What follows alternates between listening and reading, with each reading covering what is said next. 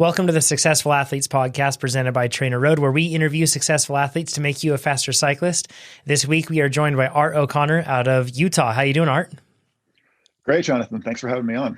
Yeah. Now, I must admit that there is a prior acquaintance here. We know each other. I've followed your strength training and still follow much of your strength training. You are a strength trainer to the stars, shall we say here. So you are a cyclist, of course, which we'll talk about, but you're also, WUKAR is your company, WUKAR, and you are actually an athlete that trains Keegan Swenson. You train Sophie. You train tons of athletes across the board that achieve great things on the bike, and you handle the strength training side of things for them. So I'm super excited to have you on here. We're going to talk about strength training a bit, but we're really going to talk about a recent race that you did, which has a funny name. It's called Fat Pursuit, and it's because it's on fat bikes, and it is in just absolutely hostile conditions. Can you explain a little bit about what Fat Pursuit is, and then we'll step back and into your background and get some more context? Yeah, Fat Pursuit is an event up in Island Park, Idaho. It's put on by Jay Peterberry, who, for those of you who don't know, just Google his name in ultra endurance cycling, and you'll see his name on pretty much any ultra endurance race that's ever been done. He's probably won it or has the course record on it.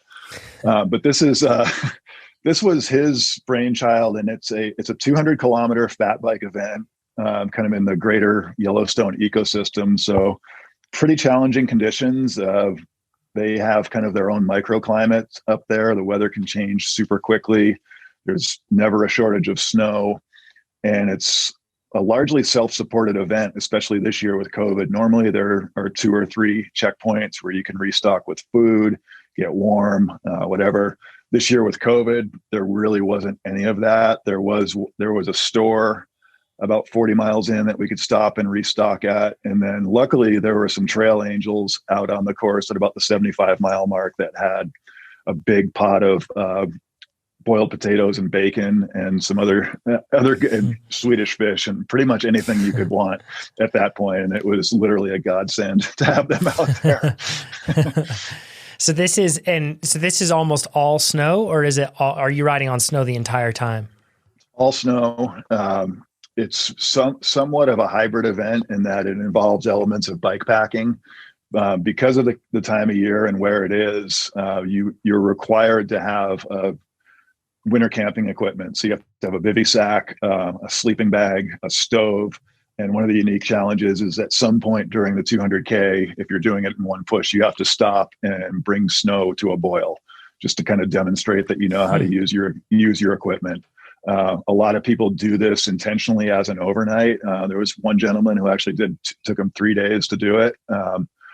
He was the second night of camping, he bivvied 4 miles before the finish. That's how tired he was, and finished it on the third day.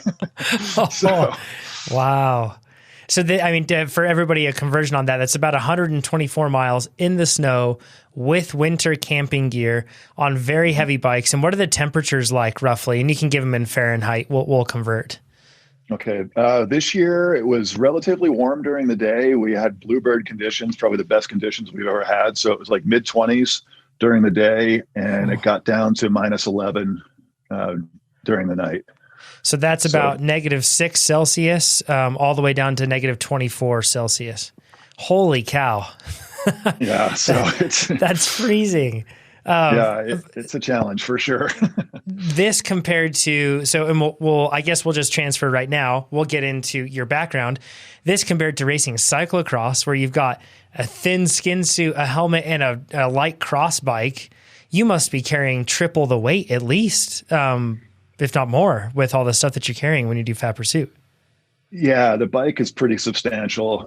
So I had a seat roll or a handlebar roll on the handlebars, and that had my entire sleep system, my pad, my bivy sack, and my sleeping bag. Then I had a frame bag that had mostly food. And on my seat post, I had like a puffy coat, extra clothes, extra hat, gloves, that kind of stuff. I didn't weigh my bike because I'm kind of a weight weenie and I didn't want that number in my head.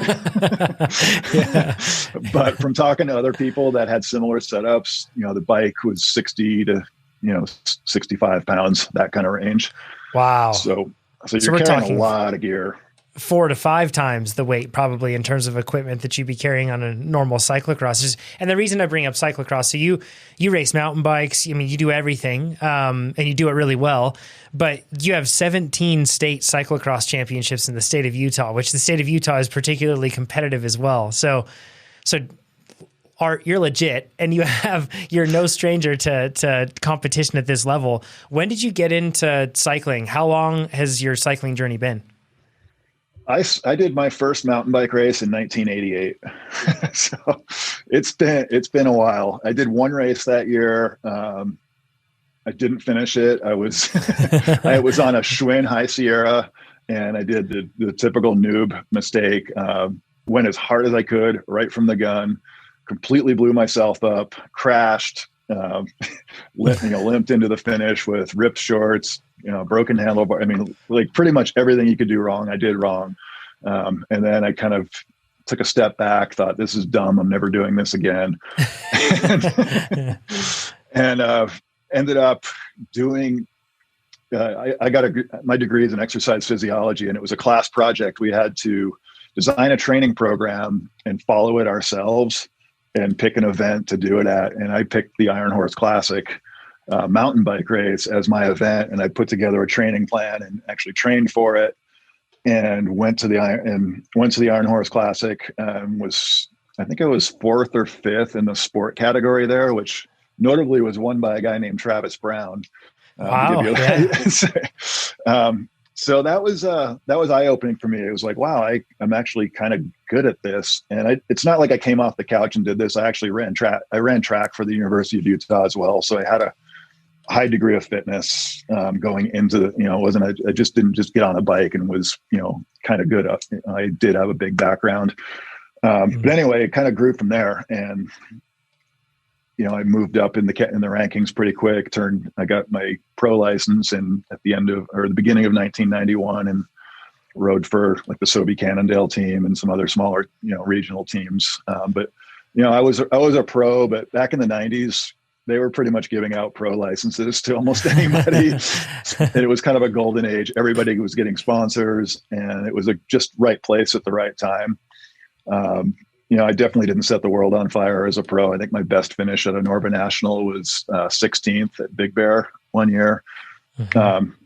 But, I had a lot of fun doing it, and, it kind of paved the way, no pun intended, for a really exciting career in strength and conditioning and bikes. And, I get to do a lot of cool stuff and hang around with a lot of cool people. So very grateful.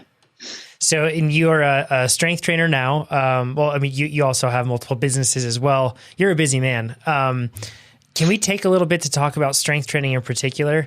When did that become, for you, along your story, when did that become of interest or a point of interest for you? Were you always strength training back at that point when you were training for Iron Horse? And was that something from track days, or is this something that you learned and started to build out and become more dedicated to as your career progressed? I was really fortunate. I started my athletic career as a junior ski racer, I think, like you did, Jonathan. Yeah. And my original ski coach was a guy named Warren Cochran, who was a legendary figure in skiing. All 3 of his sons were on the U.S. ski team. And I grew up in a really small town in Maine, 1,200 people. And so for him to put all 3 of his sons on the U.S. ski team was a pretty phenomenal feat. And so I grew up idolizing the Cochran brothers and wanted to be a ski racer. And in 8th grade, you were allowed to do high school sports because our school was so small.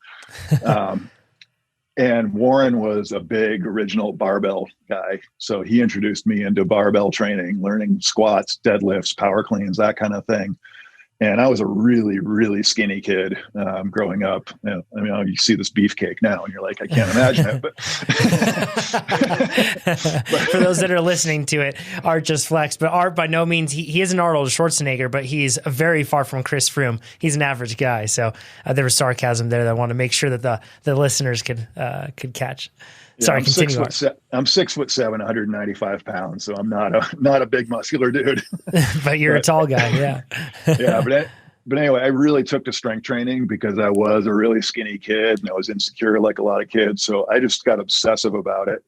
And a good friend of mine that I grew up with. We used to go to the gym and we would literally, we didn't know anything about periodization or training. We would just go and do squats until we could, we were crawling out of the gym. But it kind of ignited something in me, and it served me really well. I ended up, I ran Division I track and field, but to go the backstory on that, my freshman year of high school, I wanted to be a triple jumper. So I don't know how much you know about triple jump, but there were meets my freshman and junior year where literally I didn't even make it to the sand. Wow. But that whole time, as terrible as I was always in the gym, lifting weights and just trying to get as strong as I could get. And then sometime between my junior and or sophomore and junior year, my coordination hit and the strength, everything kind of came together. And suddenly I was like one of the best people in the state of Maine. Broke every school record for every event that I did. And I always attributed that to just being strong, physically strong. And I kept weight training all through college and all through my bike racing career because, I don't have a prototypical body for cycling, being, the height that I am. And so I always felt like my strength was something that somewhat of a secret advantage. I didn't really talk about it a lot in my pro days. It was just something that I did on my own and, a few people around me that I trained with. But and I always kind of trained people on the side. Like ever since I graduated college in 1990, I was always coaching people on the side. And I had a number of other careers during that time, but 2011 is when I quit my job I was working for a financial firm to pursue strength training full time and kind of the entrepreneurial route. And, I've since started a couple of businesses since then, but strength training has always been the foundation of my success. And, one of my sayings that all my athletes are sick of hearing is stronger is better.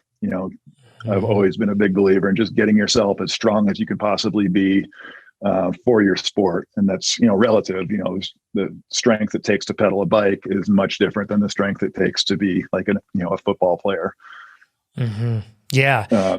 Did you ever feel now back in the era that you're talking about with the golden age of mountain biking here in the United States, it was a bit of Wild West in a lot of ways, in the sense that it wasn't as perhaps optimized as you see today. We have, we're talking about chain loss, loss of efficiency through your chain. Whereas back then, I'm sure that wasn't a concern.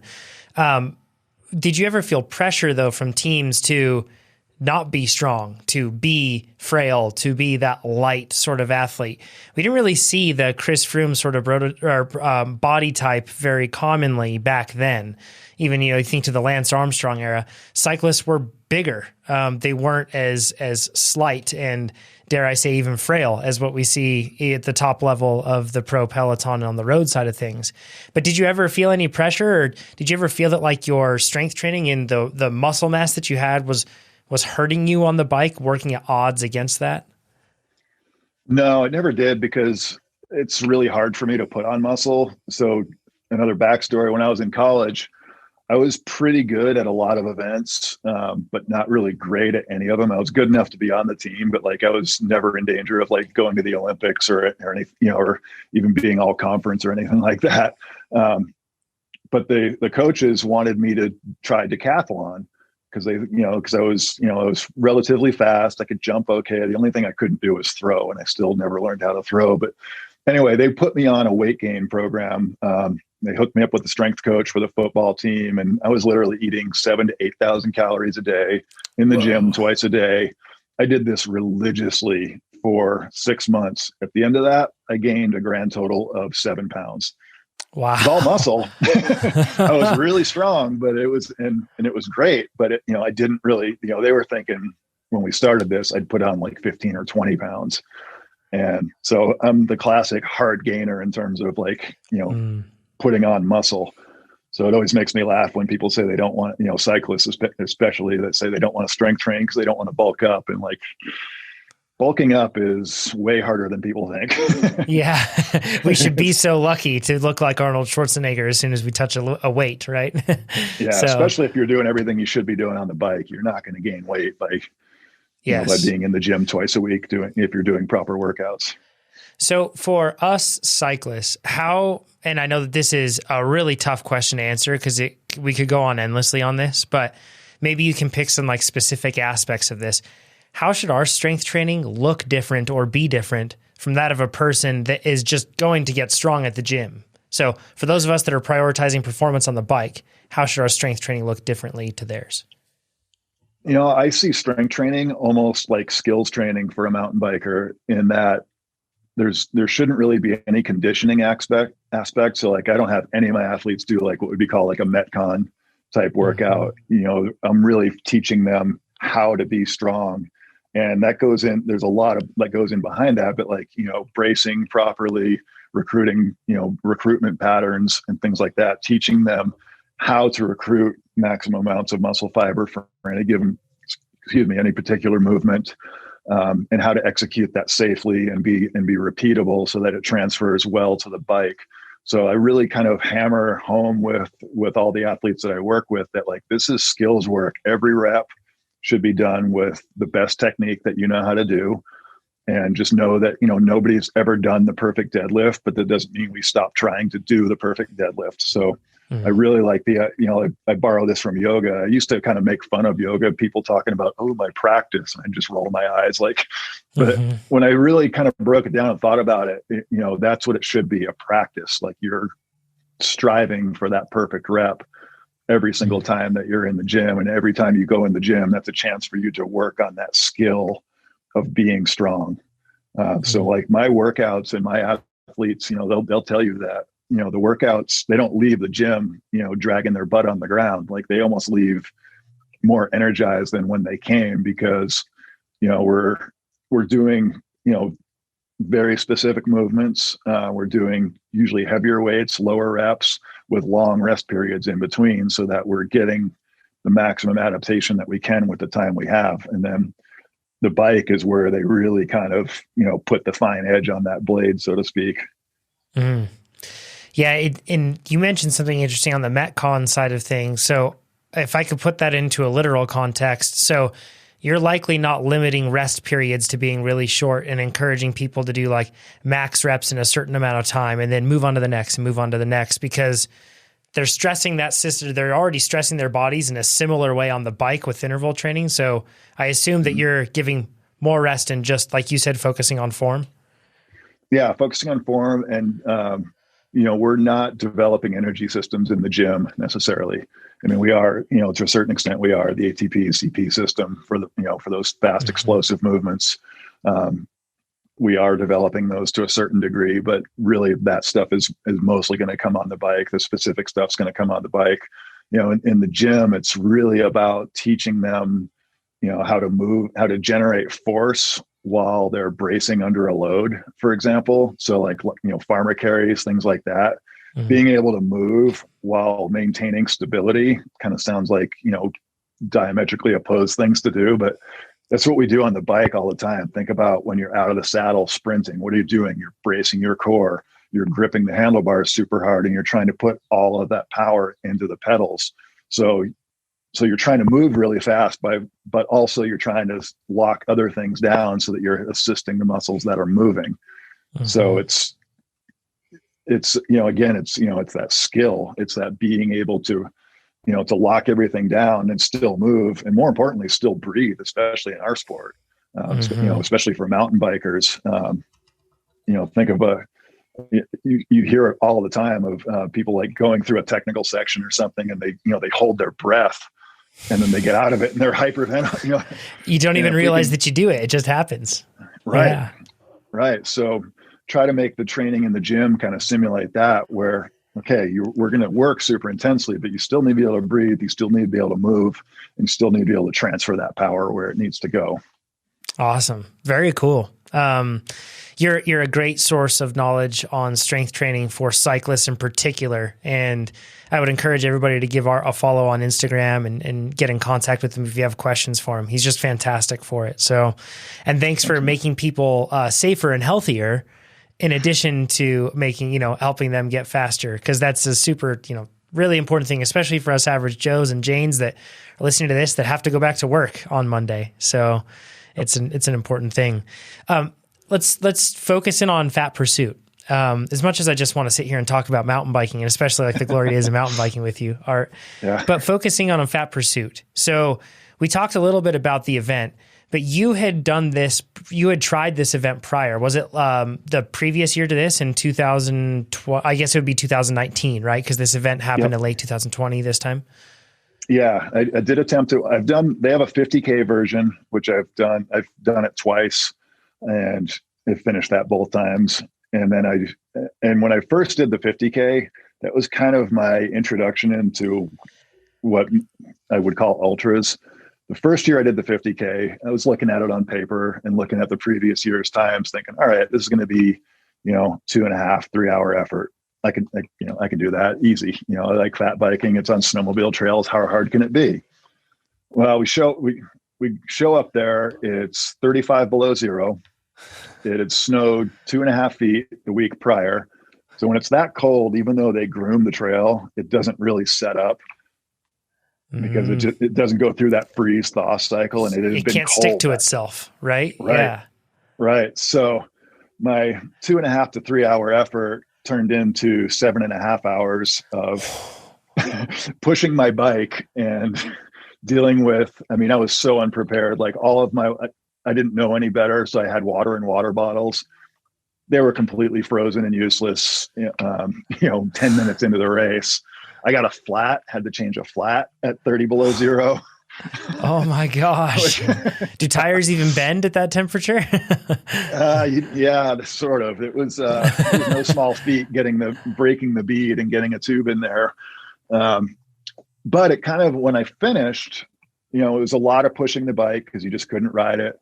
But I finished and I was thinking, wow, it was by far the longest ride I'd ever done time-wise. I'm not an ultra guy at all. In fact, my rule used to be, I'm never going to do a bike race that's longer than my average night's sleep. Because, if I can't sleep for 10 hours, what makes me think I'm going to ride my bike for 10 hours? Yeah. But it just got me thinking, all right, I just did 7.5 hours on the bike. I really didn't eat that much. I didn't drink anything because I couldn't. How far can I push this? Where can I go with this? But it still never even occurred to me to do the 200K. I did the 50K again the following year. And then my buddy Jason Sparks did the 200K. He ended up winning it that year. And that was like, all right. Jason and I are pretty comparable on the bike, and not to take away from his performance at all, but if Jason can do it, I can do it. Sure. And so I did it. I did it last year. I tried it in 2019 and I made it 12 hours in. Conditions were probably the worst they've ever been. It was snowing about 2 inches an hour the entire time. Oh my, that's heavy snowfall for those that, I'll try to convert that really quick while you're talking here, but that's some heavy snowfall. Yeah. Yeah. Yeah. So I got about 5 centimeters an hour of snow. That's substantial amount. Yeah. It was crazy. I got to the second checkpoint, which was about 60 miles in 12 hours. And I'm doing the math in my head of it's going to be 18 hours before I finish. And at that point I'd gotten to the checkpoint. My GPS had died. It's pretty much whiteout conditions. You have to go up and over a mountain called Two Top, which doesn't really have any trees on the top of it. It's a long climb. And I promised Suzanne, my partner, that I wouldn't do anything stupid.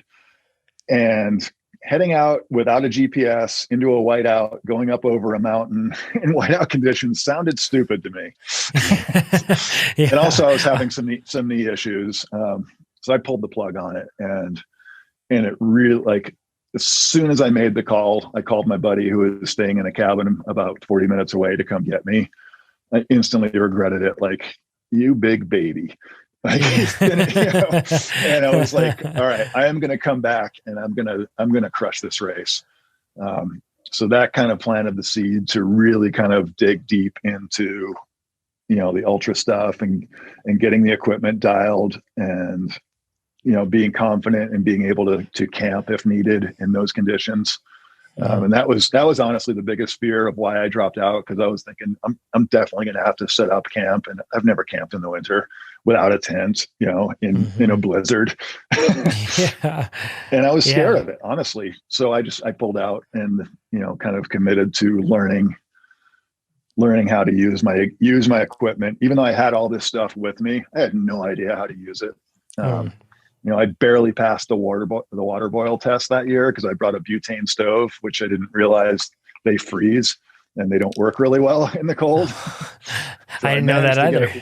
I managed to get it working enough that I passed the water boil test, but so I figured out how to use my equipment essentially. And I went to Jay's camp the week prior this year to really learn the survival skills. And, I slept in my backyard a few times and bivvied and, was boiling water in my backyard. So I'm sure my neighbors thought I was out of my mind.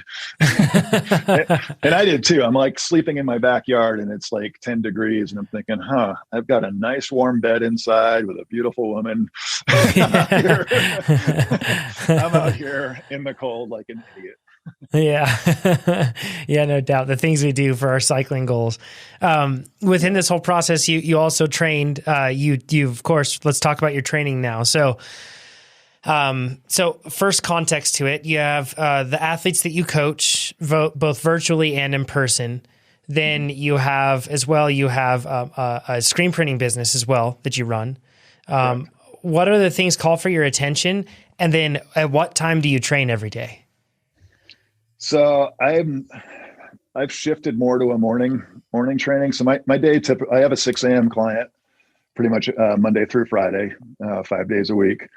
And then I usually have on Tuesdays and Thursdays, I have someone after them. So that means I'm usually done by 7:30, 8 o'clock with my morning stuff. And then I've been getting on my trainer, which is right here, and I'll bang out, 60 to 90 minutes on that.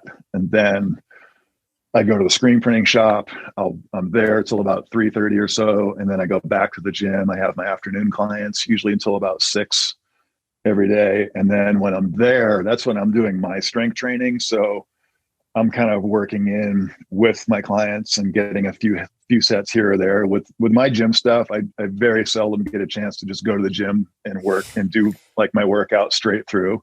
I kind of have to just piecemeal it throughout the day, just from a time management standpoint. But it works works well for me. And then my day, my work day is usually done, 6 or 7 at night.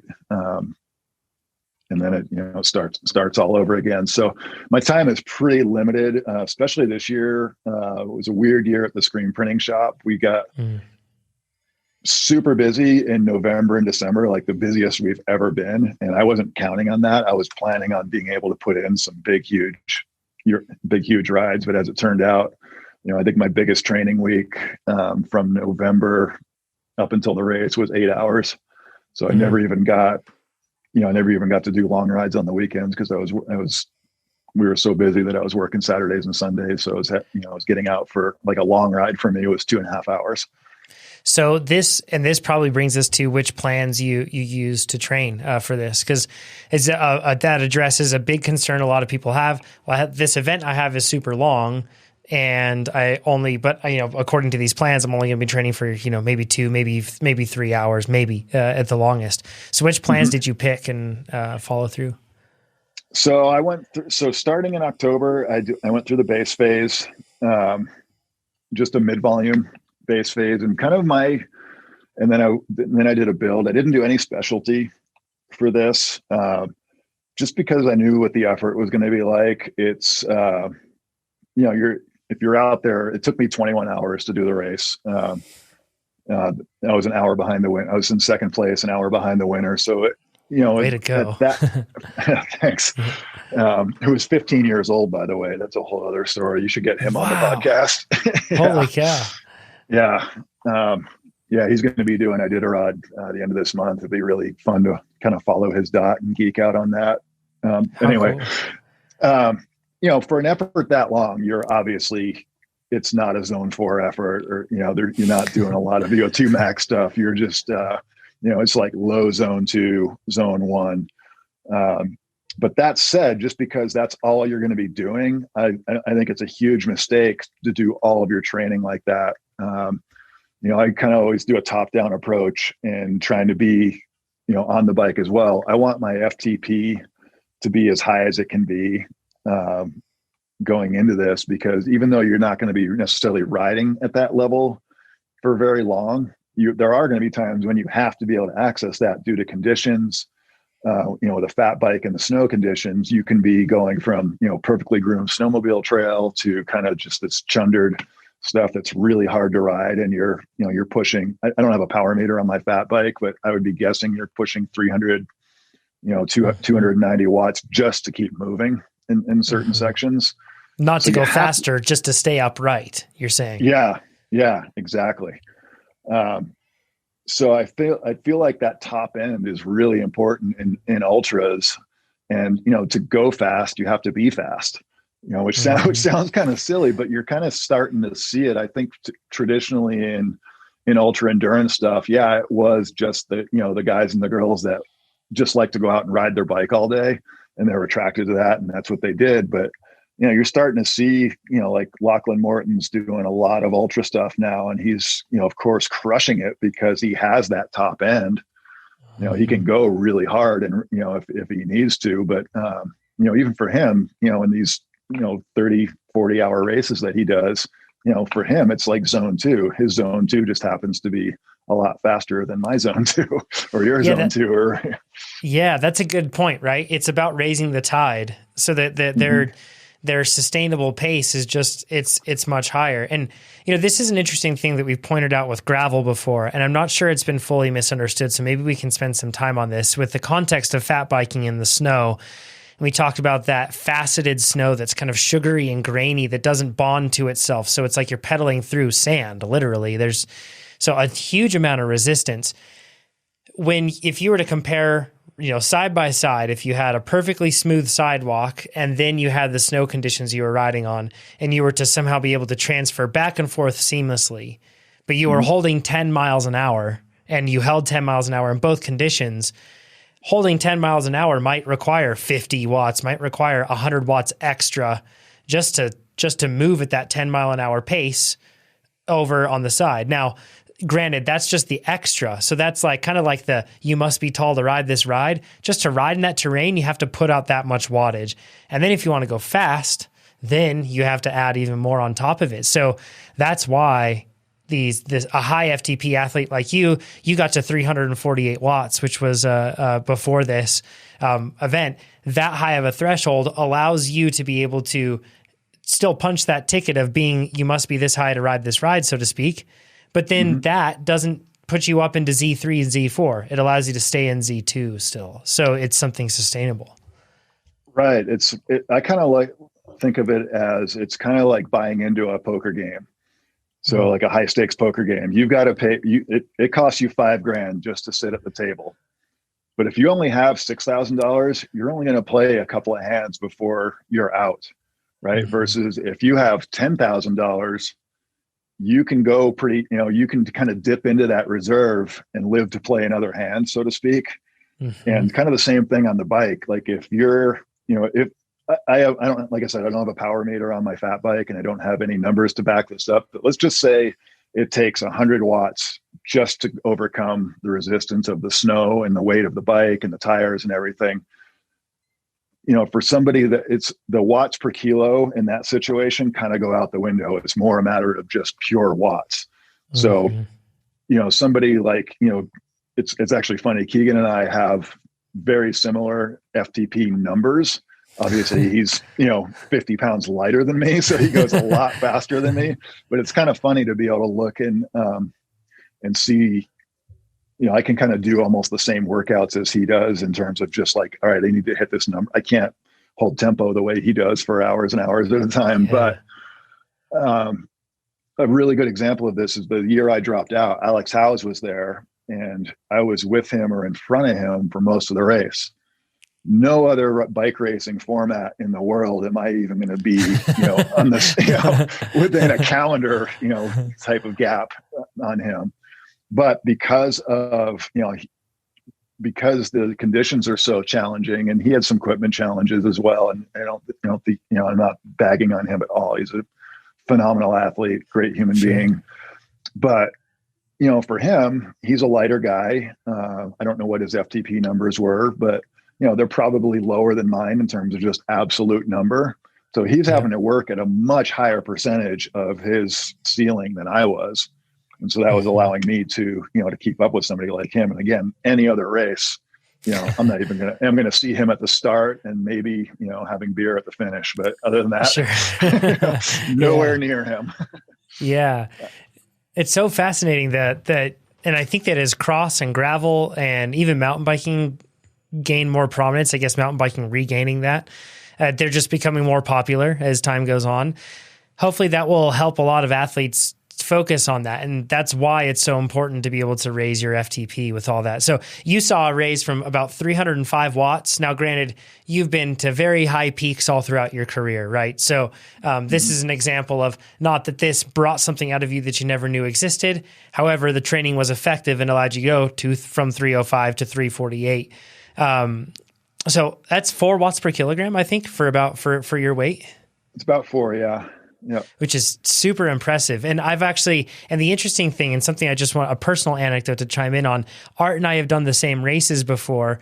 And it's fascinating to see that in some cases, even though I had a higher power to weight ratio, Art would still be right there in terms of times, right with me.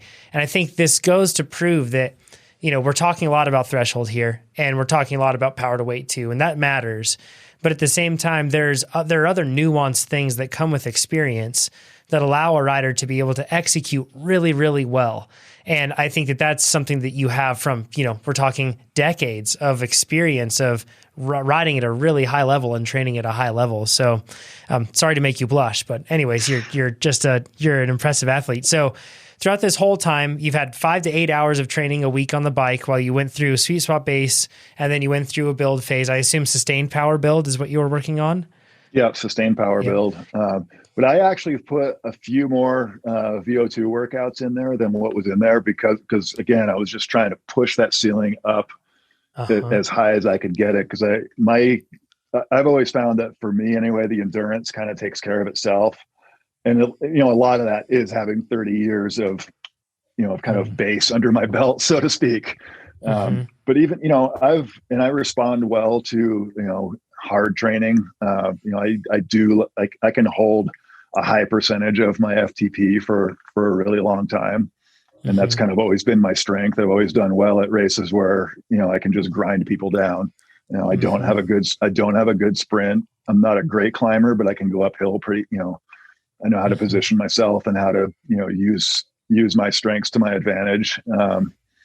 Mountain biking, I'm not a World Cup level downhill handler, but I've got decent skills. And so I'm not wasting a lot of energy. And same thing on the fat bike. I think being heavier in those situations is somewhat of an advantage.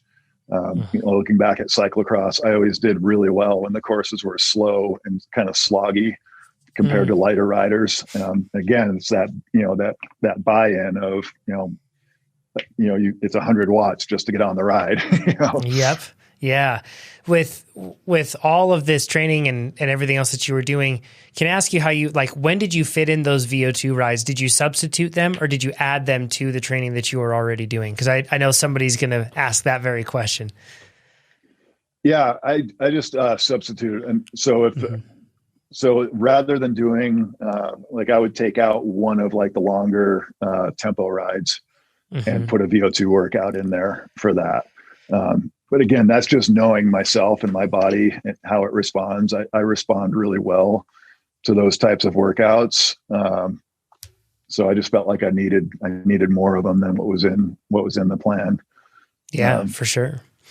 And that's what it's all about, is finding out what works for you as an athlete, and then you're able to tweak that with the calendar and be able to adjust all those things. Did you find any, so I know that you dealt with injury, and we'll get to that in just a bit, but were there any other unique or recurring challenges that you overcame throughout your training process, and how did you adjust for those? My biggest thing is I had two what I would call key workouts a week. And those were kind of my as busy as I got, I didn't miss those. So everything else, was negotiable. Like if I had to work, a 12-hour day at the shop and it required, that I missed a workout, I did that on those other days. But those two key workout days, I was really vigilant, and I didn't miss any of those. Because that to me, that was just, I just scheduled it in my day like it was, a meeting with a customer or a vendor at the shop or something. Like, this time's blocked out. Don't call me. I'm not going to answer. That kind of thing. Sure. What about let's talk about the injury side of things. So you've been, and I know personally here, and the reason it's been a long time struggle for you, and it's been super frustrating. Can you explain the back injuries that you have been dealing with, and then how it affected your training? Yeah, so I've got a fair amount of stenosis in my L4, L5, so pretty much bone on bone at this point. The orthos that I've some are saying, what do they call the graft, or a fusion is what's in my future. I kind of refuse to accept that. So I'm just trying. So it flared up on me. I had some body work done around Thanksgiving time that kind of triggered something, and I had severe sciatica that was kind of manifesting itself in my glute and down into my calf, to the point where I was having a really hard time walking and getting out of bed. But oddly enough, I was able to pedal my bike pretty much pain-free, especially on the trainer. If I got outside on the fat bike and rode, like, anytime I'd get out of balance or something, it would kind of shoot down my leg, and it was super painful. So really, from Thanksgiving up until the race, almost all of my rides were on the trainer, except for, I did a few outdoor rides with all my gear on the bike just to, practice different packing techniques and, distributing the weight on the bike. But those were pretty short rides. Usually they were, an hour-ish. So the trainer and TrainerRoad were, a pretty huge part of it, because it kept me accountable, and it gave me structure as well. I feel like, especially for ultra events, it's really easy to kind of just think, I just need volume. And yeah, in a perfect world, if I had 20 hours a week to train for this, I would have, but sure, I don't. And so I just had to make the time that I had available as productive as possible. And, having, the plan builder for me has been fantastic. Even though I am a coach and I've written plans for people, it's really hard to coach yourself. There's that saying that the person that coaches themselves has a fool for a client. Yeah, I like that. But for me, Plan Builder really helps to kind of take that out of it, because it's almost like the non-emotionally invested third party of like, okay, this is what you have to do, and then within that, I can kind of make tweaks to to what I think I need, what I think I need, and from knowing myself and being an athlete for as long as I have, I can kind of make those tweaks pretty confidently and still stay within the framework of the plans as they're written by Chad and your other awesome coaches there. Yeah. That's awesome to hear. And that's exactly that sort of additional alteration is what we want our athletes to be able to do. Otherwise we just make it so that you couldn't edit the plans at all. Right. But we want you to do that. So let's talk a little bit about how you prepped for this event. So there's, in addition to the race of Fat Pursuit, there's also like a training camp of sorts, or training camp may not be exactly the right word, as much as like an experience camp as well, because it's probably, since it's a week before the event, it's not about building the fitness that you're going to have a week before to be able to race. But like you said, there's so much else to take care of in preparation for this event. So we talked about your previous time doing this event. Now we're going to talk about what you did here.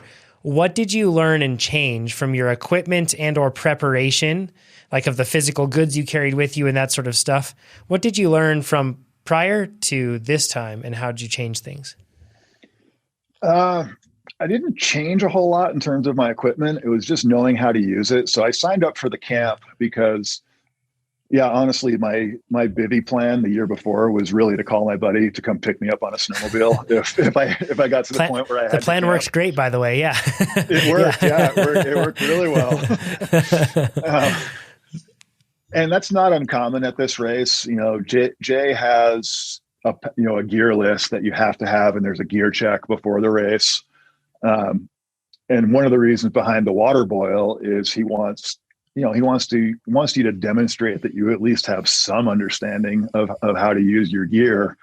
And because it's super important, because it is such a remote environment and the conditions can change so rapidly, that if something happens, even if you call, if you hit your spot for somebody to come help you, it may be a couple hours before they find you. So in that time, if you don't know how to keep yourself warm and get yourself warm and dry, the implications of that are pretty severe. I mean, frostbite is a real danger. The year it was 35 below, one of the riders almost lost 2 of his toes to frostbite. Wow.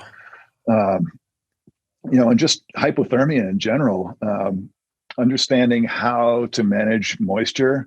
Like you don't want to sweat through your clothes in an event like this. So how'd you manage that? I wanted to ask about that because like you mentioned, you may go through a stretch where it's just fine and easy and you're not really producing a lot of heat or work.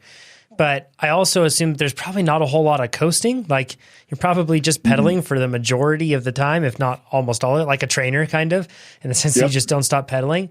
So there's like this constant work rate that's going on, which means there's a constant heat output going on. What's your layering scenario like? Like what do you have next to skin working outward? Okay. So that was the biggest thing I learned from the camp was layering strategies. Lots of thin layers is way better than a couple of thick layers. Like I have this amazing ASOS jacket that Keegan and Sophia gave me because they were sponsored by ASOS. It's unbelievably warm jacket, but it's too warm for fat bike racing because you take that off and you've got something light underneath it and you start shivering. Sure. But you're wearing that and you start sweating. So it's unless it's super super cold, you're not wearing that in a race scenario. It's great for training and things like that. But so starting from the inside, on my legs, I just had a pair of Gore Windstopper front tights. And then I wear a pair of baggy shorts over the top of it to get a little more wind protection for areas that vital areas. Don't want to get cold. Yep. And that gives me a pocket, a few extra pockets to store gels and things that you don't want to freeze. So you keep them close to your body. And then for my feet, I wear a really thin Polypro liner and then a thicker wool sock over the top of that. A lot of riders will use they'll use like a turkey bag, like a bag that you bake turkeys in as a vapor barrier. I tried that and I didn't like the feeling of, because then your feet do sweat and you're trying to keep, the idea is just to keep them wet and kind of maintain that microclimate. I actually felt like my feet got colder during that, but maybe it just wasn't cold enough while I was there. Cause that's like everybody that does I did a bike runs a similar setup to that. But so I just had the really thin Polypro, a thicker wool sock, and then my riding boots. I used the Lake riding boots, and I was fine with that. My feet are notoriously cold. Can I ask you what the polypropylene layer was for? Was that to allow like a slip plane against the thick wool sock and boot, or was that for some sort of regulation of moisture or temperature? Just an extra wicking layer to kind of pull that moisture away and get it into the sock. Because the wool sock will, as you know, wool is warm when it's cold. It's actually warmer when it's cold, when it's wet. And so it does have that kind of friction layer as well. So you have, because my winter riding boots are about a size big, so that you have, because air is what insulates you. So having that extra room in there and being able to put a little bit thicker sock on, is really important for winter ultras. Probably stops blisters then with that bigger boot from developing, if you have that something that's absolutely close to your skin but not shifting like the sock or anything else might. Yeah, and there's a fair amount of walking in these races too. I mean, there's one of the climbs was you were definitely pushing your bike on it, and towards the end I was getting off and pushing my bike just to work different muscle groups. Because you're just out there for so long. And also my feet when your feet get cold, the best thing you can do is get off and start running. And that warms your feet up like instantly. So I was doing a lot of pushing and running towards the end because it was, it did get down to -11. Yeah. It's crazy cold. Yeah, but back but on your chest, yeah. Yeah, so then just a regular pair of bib riding shorts. And then against my skin, I just had a mesh, like one of those fishnet sleeveless layers. And then I had a merino wool long sleeve base layer, and then a regular riding jersey, which had, gels and batteries and other things that needed to stay warm. And then I had a thin merino wool long sleeve jersey that I put over that. And then a windstopper front vest that I wore pretty much the entire time. And then when it got, at night, when it got really cold, I had a Showers Pass rain jacket with pit zippers, and I just put that over the top of everything. And then I put a warmer hat on as well. And I was totally fine with that. I didn't need to go so pretty thin stuff. It's kind of what I found in winter biking is if you can keep your feet, head, and hands warm, you can go pretty thin on your torso. Yeah, because so much heat ends up needing to be shed throughout your torso as well. So there's no insulated puffy layer jacket on in this case. There's none of that stuff that we probably instantly, when we hear about this race, we think that you're basically going around in snow gear, but you don't have any of that. No, it's pretty light gear, honestly. I mean, I had a puffy coat with me. So like when I talked about the Trail Angels at mile 75, that was about 11 o'clock at night by the time we got there.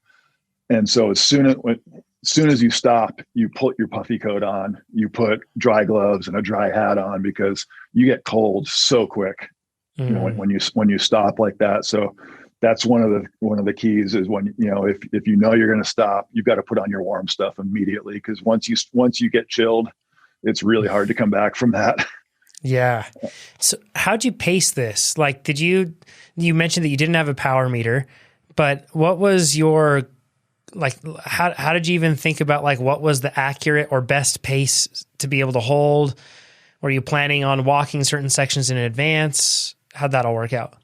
So pacing wise, I tried to use my breathing as my guide, and I had I had a heart rate monitor on, and I was trying to stay below 150. But as in a long event like that, you get that cardiac drift, and your heart rate becomes less and less relevant. So for me, it was just if I could nose breathe, and that was kind of once I got to a pace where nose breathing became hard, I would back off a little bit. So basically crossing that VT1 barrier that a lot of people talk about. Yep. And so I rode the first 75 miles more or less with there were four of us that were kind of the lead group at the start. And then we got to the first checkpoint, and that's where I did my water boil, was at that checkpoint. And then when I started back up again, I was the first one to start back up. And then, I was the second one to start. And the guy who won, Jacob Hora, the 15-year-old, was in front. And I caught him, and I rode with him from probably mile 40 to mile 75. And at mile 75 was the second big climb of the course. And, he just pulled away from me there. And I didn't even really try to, at that point, we're, 15 hours into the race. It's crazy. It's not like you're attacking or really changing your pace much at that point. Yeah. No Contador type of antics going on there, right? No, he just kind of pulled away from me on the climb, and I never saw him again.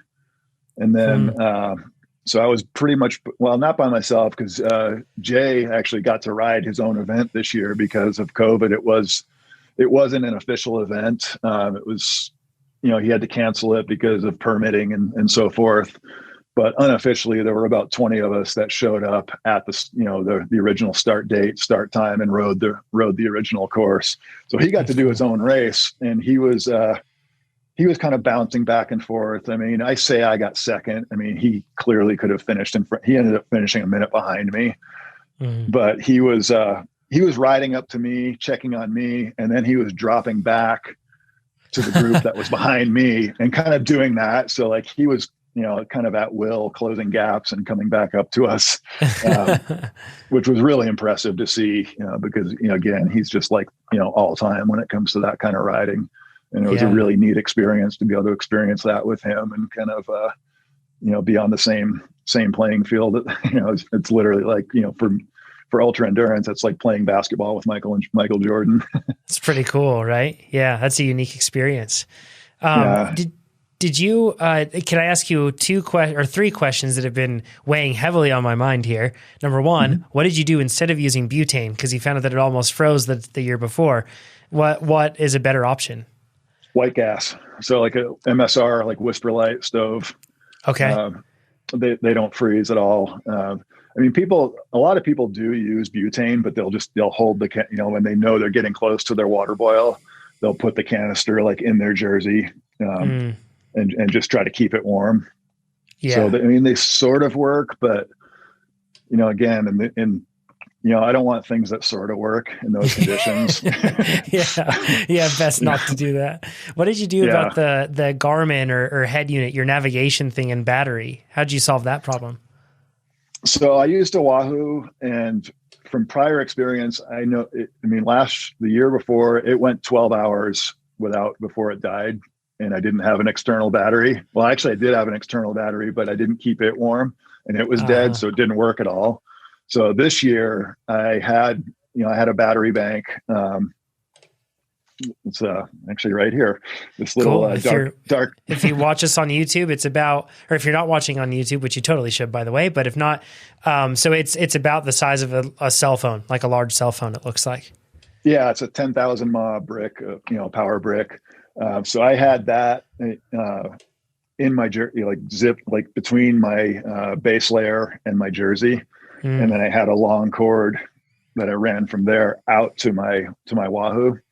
And that it ran the entire time. The Wahoo itself said 0% battery for like the last 7 hours, but it was just running off that battery. It's nerve-wracking, but it was. Yeah, it was. I was like, God, it's not going to be on Strava. It didn't happen. Yeah, exactly. What did you do for hydration? You mentioned that you put, water in your bottles before and those froze and they weren't really useful. So what did you do this time? So this time I used a hydration pack, and you put that under everything, and you run the hose up under your armpit, and you kind of keep that out of the weather. So there's a little bit of discipline to drinking in winter conditions. You fish you get the hose out, you drink, and then you blow all the air out of the tube, because if it's going to freeze, it's going to be in the tube. And then you stuff it back on. So I literally had the mouthpiece under my armpit, which is kind of nasty, but it kept it from freezing. And it's an insulated, it's actually hanging on the wall behind me. It's the Revelate winter hydration pack. So it has an insulated hose and stuff. Yeah. Insulated hose. The pack itself is insulated.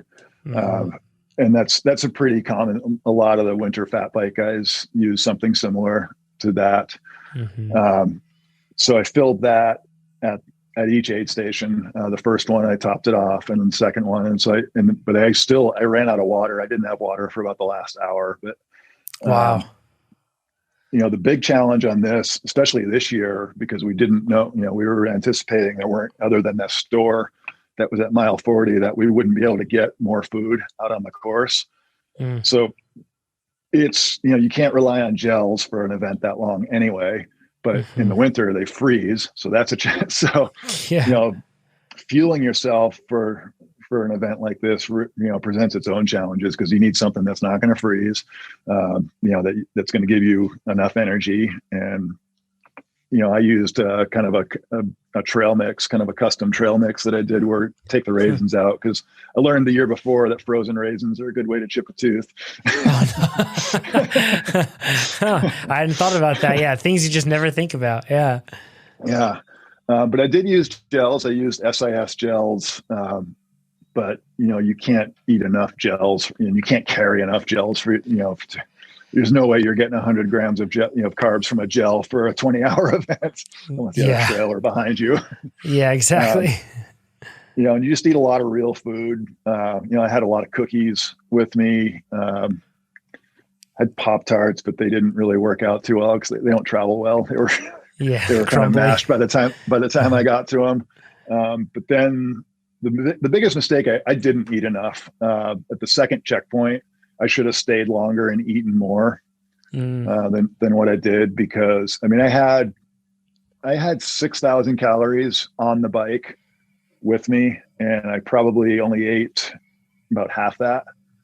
Wow. So that's, if I do it again, well, I mean, I'm definitely doing it again, but I'll be more disciplined in my eating and just try to and just eat more, because that's definitely something I have to figure out, because the big goal for next year is ITI. I'm going to do I Did a Bike next year. Oh, that would be awesome. How cool. Well, Art, this has been awesome. You've shared what you've learned, what you would have done better. Just super impressive.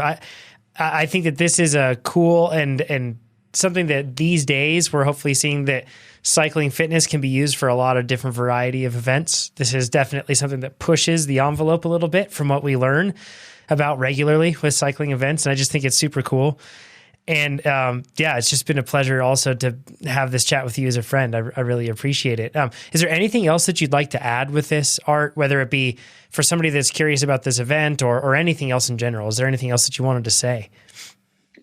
Yeah, I mean, for this, if anybody's curious about doing this event, go to fatpursuit.com and learn about it. Jay's actually doing another one of these 3-day camps at the end of March. And if you have any interest in bike packing in general, but particularly bike packing in the winter, go to that, because you will get a PhD level education. So the one I did, Rebecca Rush went to it as a camper and paid to be there. Wow, how cool. So when somebody like that is paying to get that kind of knowledge, you know it's legit. I mean, Jay and his wife, who's also done I Did a Bike and won it herself, and Kevin was one of the other instructors. Those guys just have such a wealth of knowledge and experience that I can't highly recommend going to that enough, because you'll come out of there a completely different human being and a different rider. And other than that, just, as far as training, just get on a plan. The structure, I mean, we're talking about structure here, but it really is, it makes all the difference in the world. My partner Suzanne is conditioned now to ask me, like, did you go for a ride today or did you train? Yeah. She understands the difference now. And there's nothing wrong with riding, but if you have performance goals, train, get on a plan builder and just do it, because these plans are so well written. You can go and hire a coach, and there's some really great coaches out there, but I don't know. I mean, it's pretty tough to beat this, just from an economic standpoint, and just the time investment. It's, I can't recommend TrainerRoad highly enough, honestly.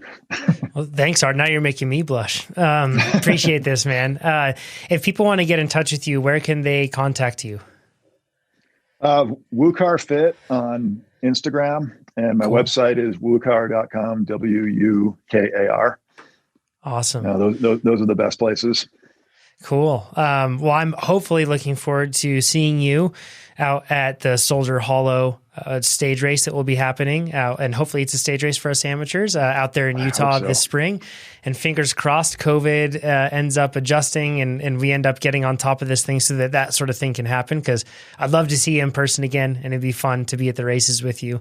I really appreciate you doing this, Art. Thanks for using TrainerRoad and being willing to share your experience with this. And for everybody that's listening, if you want to share your experience just like Art has, please do. Tell us how TrainerRoad has helped make you faster or achieve any level of success, whatever that may be. For Art, it was getting up to 348 watts and 4 watts per kilo to train for an ultra endurance event that's completely off the map from these typical cycling events. But whatever it is for you, please share it. It'd be awesome. And you can do so. Just go to trainerroad.com/SAP. And then I will go through those, and I go through those constantly. And hopefully we can record a podcast episode together and help other people get faster by sharing your experience. So thanks a bunch, Art. And thanks everybody for listening. We'll talk to you soon. Thanks, Jonathan.